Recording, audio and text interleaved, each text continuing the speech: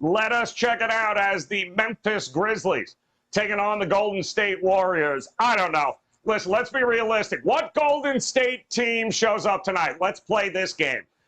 Will we get that whatever the hell that was in the last game, or do we get a team that's capable of dropping 140 on this Memphis Grizzlies team without Ja Morant? And Andy, I don't even know what difference Ja Morant it would make in this game one way or the other at this point. So is there anybody that you are keying on to fill in for that Ja Morant scoring ability? Yeah, well, first maybe we should check and make sure Scott Foster doesn't have a plane ticket to a certain West Coast. maybe we got a little zigzag, little bait and switch on us. No, a couple I like in this game. I've been betting Desmond Bane unders on his points, rebounds, and assists. He's had the bad back. And we cashed last game, but it was very close. He hit 3-pointers, and he got to the free throw line, which has been very different for him. And maybe he's a little bit healthier. But I know the only reason we hit the under was because of the blowout, and he didn't play half of the third quarter and the entire fourth quarter. So this might be a real good spot to go with Desmond Bane over, because this is an elimination game. He's not going to sit. He's got a sore back, and if the game is remotely close, he's going to be playing all the way through. So maybe he's feeling a little bit better, and he can get to the basket, and he can get over this 25.5. And then I got to go back to Draymond Green under. I've talked about this on the shows I've been on today. His total is 6.5 points, and he hasn't gone over this total in any game this series. He's not shooting the ball. 5 is his most shot attempts in any game. He's 0 for 3 from 3-pointers, limited free throws. His rebounds and assist numbers are through the roof, but that's because he's busy creating shots for Steph and Clay and Poole. I'm sure he's going to be a lot more focused on rebounding, and Steven Adams has done a good job the last couple games. Scoring's not his role in the series. He's not even trying. And the other thing, if this game does turn into a blowout, he's the first one that sits. I noticed last game when watching, as soon as that game got out of control, he was the first starter to go sit on the bench. They know they need him for future series. So look at Desmond Bane over and look at Draymond Green over on the points. All right, Draymond, not a bad place to start there. Looking for props here tonight, Tony Mejia. How about you, though? How are you approaching this game? Total, maybe? Side, first half? What are you looking at? Well, this is my 5% best bet, so I'll stick with props. The one thing that we understand is that Golden State took the night off the other night. They were sloppy with the possessions. Memphis was hitting everything, and I think Mike Brown just pulled the plug early because obviously no starter played even 30 minutes. So they should be at least better rested tonight. But Memphis has a lot of confidence with Tyus Jones. We saw him excel during the regular season when Ja Morant is out, and obviously they dominated 134-95 in this most recent game. So they'll go into San Francisco pretty confident. One key for Golden State is Jordan Poole.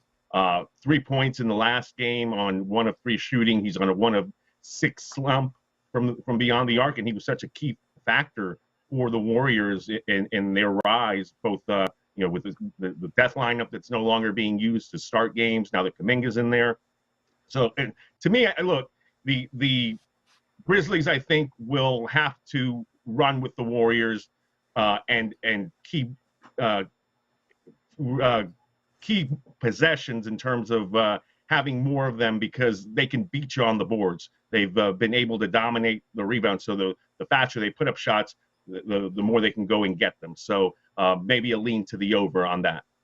All right, leaning to the over a possibility there on a prop. We've got some Tyus Jones love going on in the chat room. Steve Merril, what do you think we're going to get here for tonight? Which Golden State Warriors team, Merril, shows up tonight?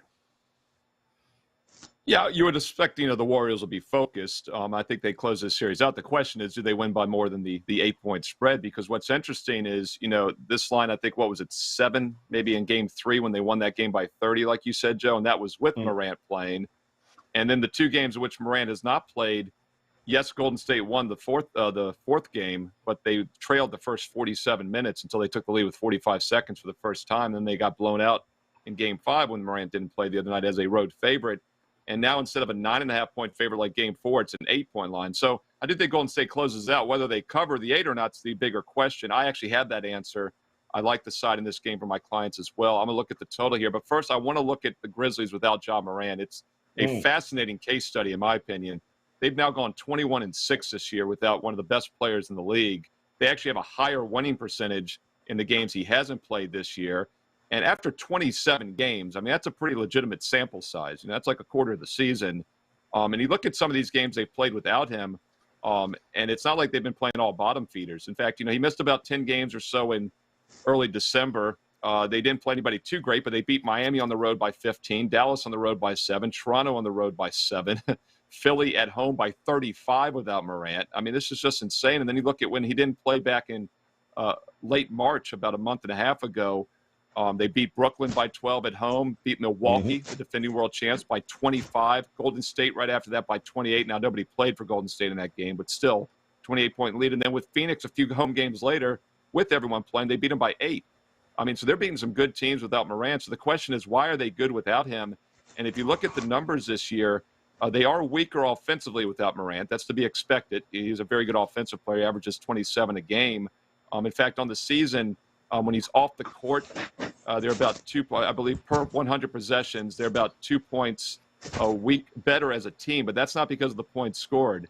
Overall, they're about 2 points weaker with them off the court, but they're like 5.5 points better defensively with him off the court. And if you look at all the stats, effective field goal percentage allowed, assisted field goals allowed, they're all better when Morant's not playing. So it's defense. And it's almost a little James Harden-ish maybe is something we could start looking at here in the future. He's a big-time offensive guy, but the team has been better without him, and I think defensively that's been the key. I would expect Golden State to be very focused defensively after the bad showing the other night. I think there could be some value with the under also in this game. Both game sixes tonight, value with the under in elimination spots. Yeah, I don't know what we're supposed to fall back on with what we've seen from the Golden State Warriors in these last couple of games to be like, oh, they should definitely be 8.5, 9-point favorites here. I don't know. You said it, Merril. We're watching a Memphis team that for some reason gets up when Morant's not there and ends up. And by the way, it took him wire to wire. So I don't get it here, but the market says let's keep overvaluing the Golden State Warriors. Not me. I'll take those points.